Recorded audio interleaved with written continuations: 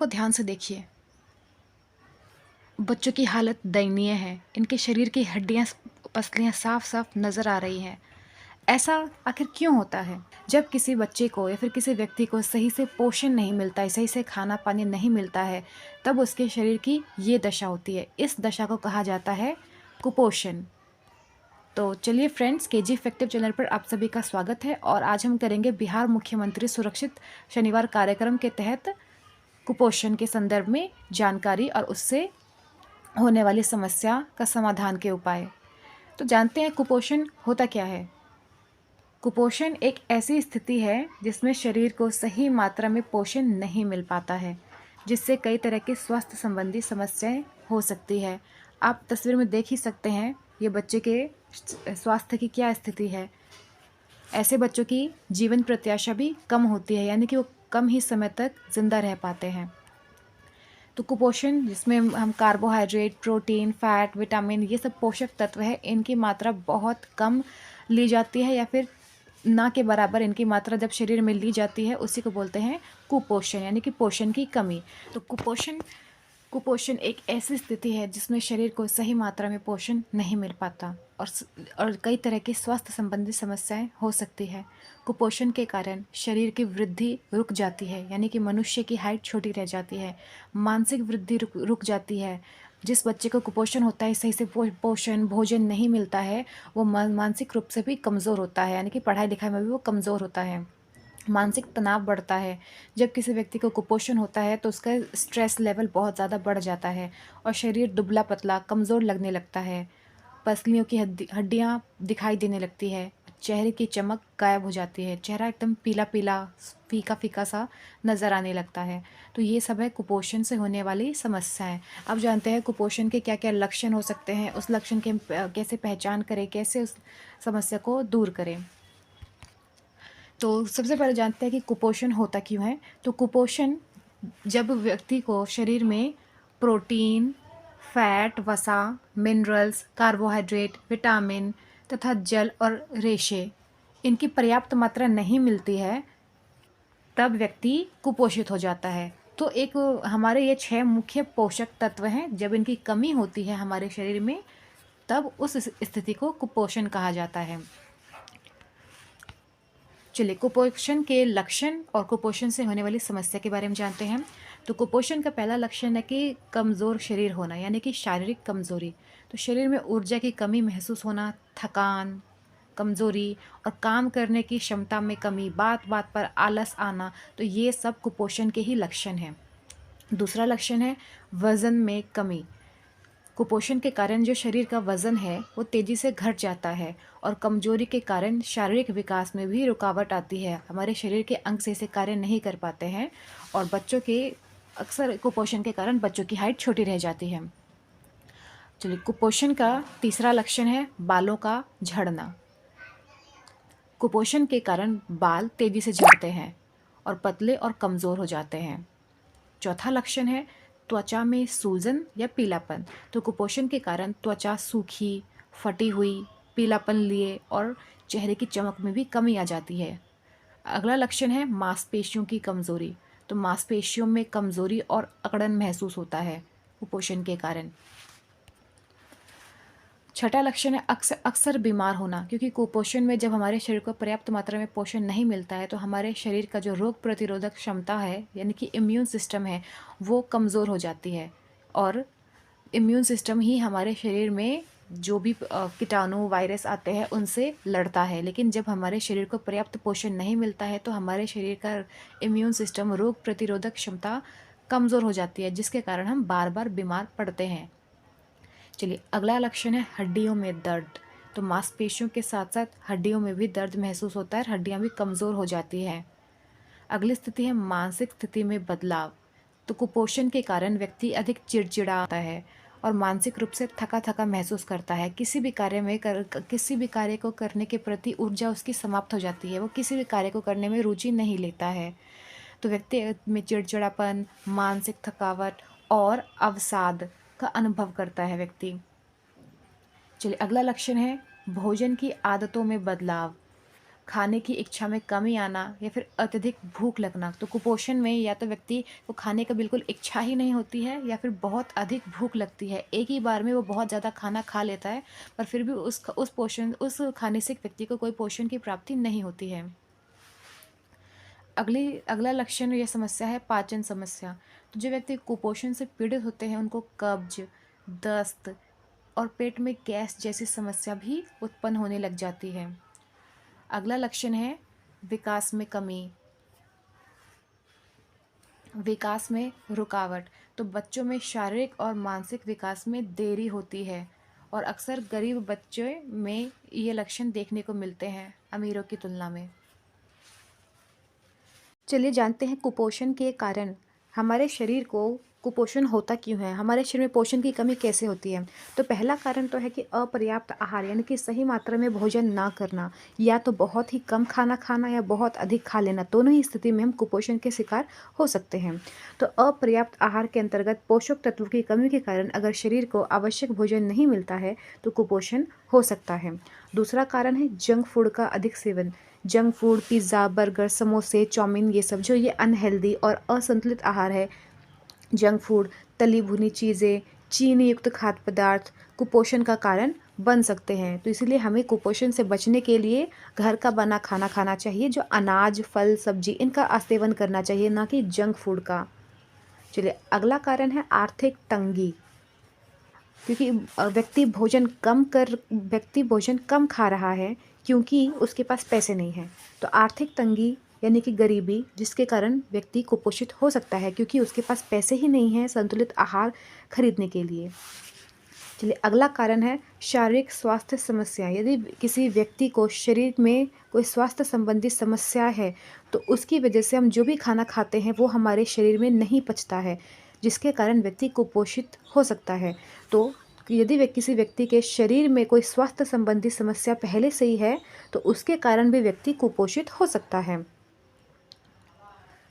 किसी गंभीर बीमारी या संक्रमण के कारण शरीर पोषक तत्वों को अवशोषित नहीं कर पाता, यानी कि पोषक तत्वों को नहीं पचा पाता, जिससे कुपोषण हो सकता है।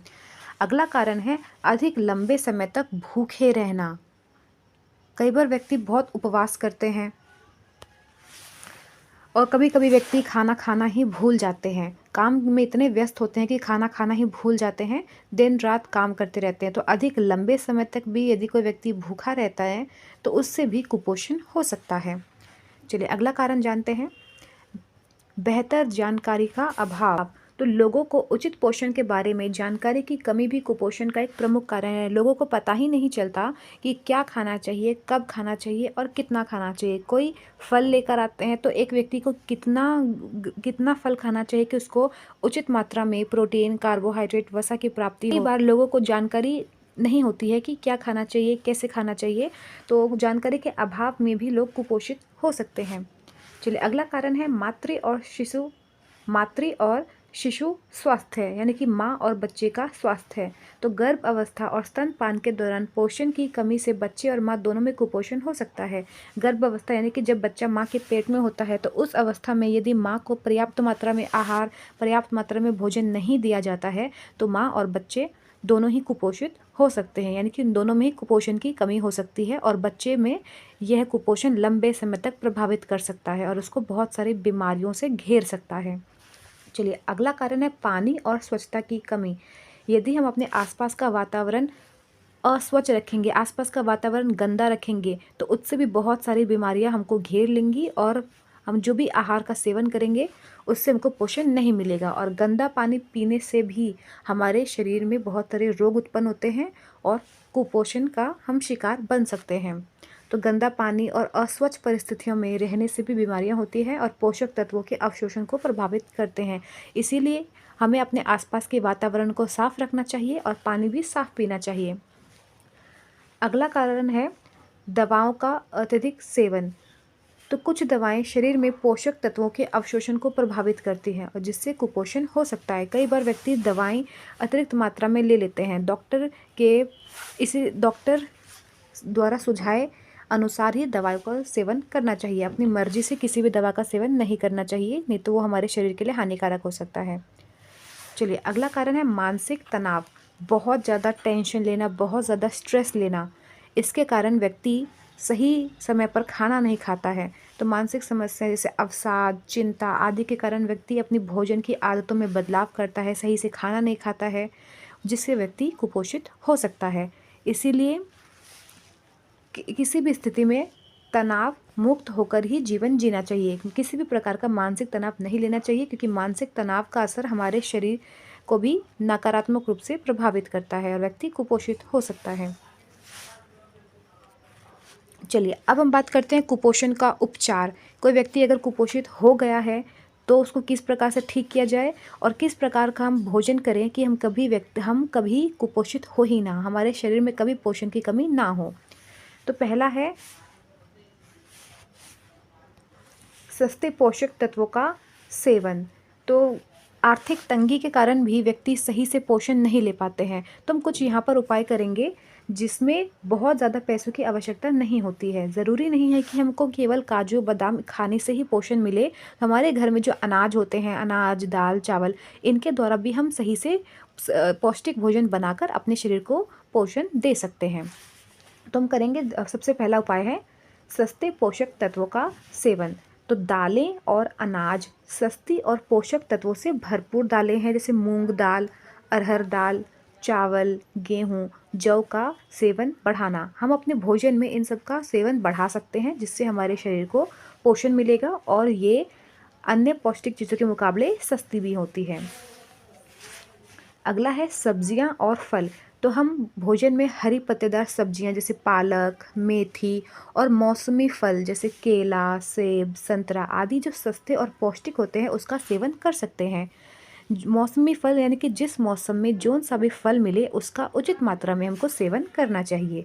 इससे व्यक्ति कुपोषित नहीं होता है। अगला है जैसे कि आलू, शकरकंद और अन्य कंदमूल, ये सस्ते और ऊर्जा से भरपूर होते हैं। इनका सेवन आसानी से किया जा सकता है।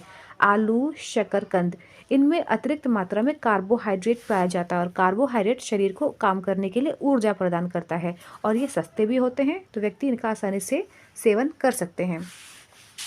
अगला है पानी और स्वच्छता। तो पानी को उचित मात्रा में पिए, यानी कि एक नॉर्मल इंसान को दिन में लगभग 3 से 4 लीटर पानी पीना ही चाहिए। बहुत ज़्यादा कम पानी पीने से भी व्यक्ति कुपोषित हो सकता है और शरीर में बहुत सारी बीमारियां उत्पन्न हो सकती है। इसीलिए व्यक्ति को उचित मात्रा में लगातार पानी पीते रहना चाहिए, समय समय पर पानी पीते रहना चाहिए। और स्वच्छता, व्यक्ति को अपने आसपास स्वच्छता बनाए रखनी चाहिए। आसपास गंदगी होने से बहुत सारी बीमारियां उत्पन्न होती हैं और व्यक्ति को नकारात्मक रूप से प्रभावित करती है। तो पानी का सही मात्रा में सेवन करें और लेकिन इसे साफ और सुरक्षित भी रखें। स्वच्छ पानी पीने से बीमारियों का खतरा कम होगा और शरीर को पोषक तत्व ठीक से मिल सकेंगे। हमको सही मात्रा में पानी भी पीना है और साफ पानी पीना है। गंदा पानी पीने से बहुत सारी बीमारियां हमारे शरीर में उत्पन्न हो सकती हैं। अगला है दूध और दूध से बने उत्पाद। तो अगर संभव हो तो गाय का दूध, दही, छाछ जैसे सस्ते और पोषक तत्वों से भरपूर पदार्थों का सेवन करें, क्योंकि इनमें कैल्शियम और प्रोटीन भरपूर मात्रा में होता है, जो हमारे शरीर को कुपोषित होने से बचाता है। अगला है पोषक सप्लीमेंट्स। तो कई बार हम समय की कमी के कारण अनाज, फल, सब्जी नहीं खा पाते हैं, तो कुछ पोषक सप्लीमेंट्स होते हैं, कुछ विटामिन्स की गोलियां होती हैं, उसका इस्तेमाल हम कर सकते हैं। तो अगर आर्थिक स्थिति खराब है तो सरकारी योजनाओं से मिल रहे विटामिन और मिनरल सप्लीमेंट जैसे कि आयरन और विटामिन ए, इनकी गोलियां सरकार द्वारा उपलब्ध कराई जाती है। और सरकारी विद्यालयों में हर बुधवार को आयरन फॉलिक एसिड टैबलेट प्रदान किया जाता है, जो खून की कमी को दूर करती है। तो इसका सेवन भी कर सकते हैं, जो गरीब परिवारों के लिए सरकार उपलब्ध करा रही है। चलिए अगला है मातृ और शिशु पोषण। तो गर्भवती महिलाओं को सही आहार देना और शिशुओं को स्तनपान कराना कुपोषण से बचाव में सहायक होता है। सरकारी योजनाओं के तहत माताओं को पोषण प्रदान करने वाली योजनाओं का लाभ उठाएं, जैसे आंगनवाड़ी में गर्भवती महिलाओं को किस प्रकार का आहार लेना चाहिए, कैसा पोषण लेना चाहिए, उसके संदर्भ में जानकारी दी जाती है। तो जो परिवार गरीब है वो आंगनवाड़ी के माध्यम से ये सारी जानकारी प्राप्त कर सकते हैं और अपने आप को स्वस्थ रख सकते हैं। चलिए आगे देखते हैं। सरकारी योजनाओं का लाभ उठाना, जैसे गरीबों के लिए केंद्र और राज्य सरकारों द्वारा कई पोषण संबंधी योजनाएं चलती हैं, जैसे आंगनवाड़ी, मिड डे मील। बच्चों को विद्यालय में दोपहर का भोजन दिया जाता है ताकि गरीब बच्चों के एक वक्त के भोजन की समस्या का समाधान किया जा सके और उनके स्वस्थ रखा जा सके और कुपोषण से बचाया जा सके। और भी कुछ प्राथमिक और स्वास्थ्य योजनाएं चलाई गई हैं सरकार द्वारा, ताकि भारत देश में जो गरीब हैं, आर्थिक तंगी से गुजर रहे हैं, उनको भी कुपोषण से बचाया जा सके। इसके अगला है, गरीब परिवारों को राशन कार्ड के माध्यम से सस्ता अनाज, दाल, तेल और अन्य आवश्यक वस्त्र मिल रहे हैं सरकार के माध्यम से। लेकिन ये सरकार द्वारा उपलब्ध कराई जाने वाली चीज़ें हैं, लेकिन एक परिवार अपने स्तर से भी चीज़ों को सही से इस्तेमाल करके कुपोषण से बच सकते हैं। चलिए, अगला उपाय है खान पान में विविधता लाना।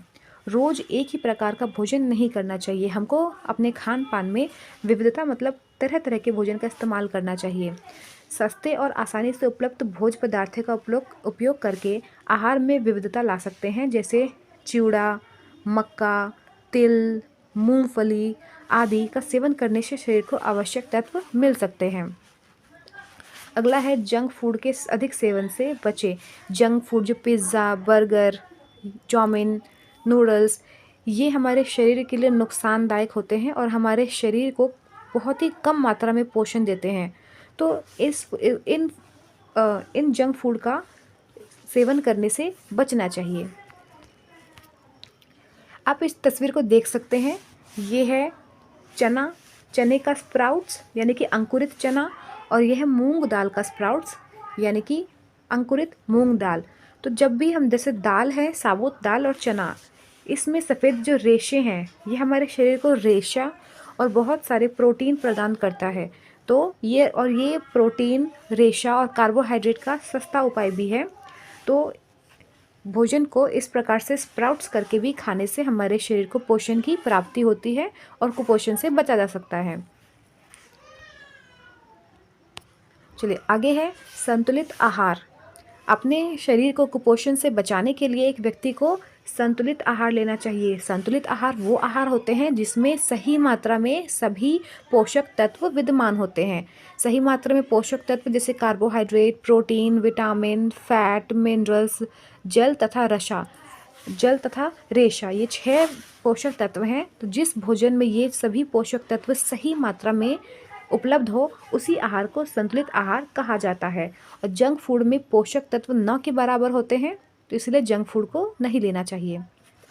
तो संतुलित आहार वह आहार होता है जिसमें शरीर के सभी आवश्यक पोषक तत्व जैसे प्रोटीन, कार्बोहाइड्रेट, वसा, विटामिन, खनिज और पानी की उचित मात्रा होती है, जो शरीर के सामान्य कार्य को बनाए रखने, शरीर को स्वस्थ रहने के लिए ज़रूरी होते हैं। संतुलित आहार शरीर को ऊर्जा, विकास, मरम्मत, विभिन्न शारीरिक प्रक्रियाओं को सुचारू रूप से चलाने के लिए मदद करता है। संतुलित आहार के घटक जैसे कार्बोहाइड्रेट हमको मिलते हैं चावल, गेहूँ, आलू और दलहन से। दलहन मतलब बहुत सारे दालों से। उसके बाद है प्रोटीन। अगला है प्रोटीन। प्रोटीन सबसे ज़्यादा पाया जाता है दाल में, अंडे में, मांस, मछली, दूध, पनीर आदि में। उसके बाद है वसा मिलते हैं हमें को घी, तेल, मक्खन और नट्स आदि से, मूंगफली, इन सब से। उसके बाद है विटामिन्स एंड मिनरल्स हमको मिलते हैं फल, सब्जियां, दूध और अंडे आदि से। उसके बाद है पानी। शरीर को हाइड्रेटेड रखने के लिए पानी अत्यंत महत्वपूर्ण है। तो हमको सही मात्रा में पानी पीना चाहिए और साफ़ पानी पीना चाहिए। चलिए, इसी के साथ ये वीडियो यहीं ख़त्म होती है। अगर आपको वीडियो अच्छा लगा तो लाइक, सब्सक्राइब एंड शेयर करें। Thank you.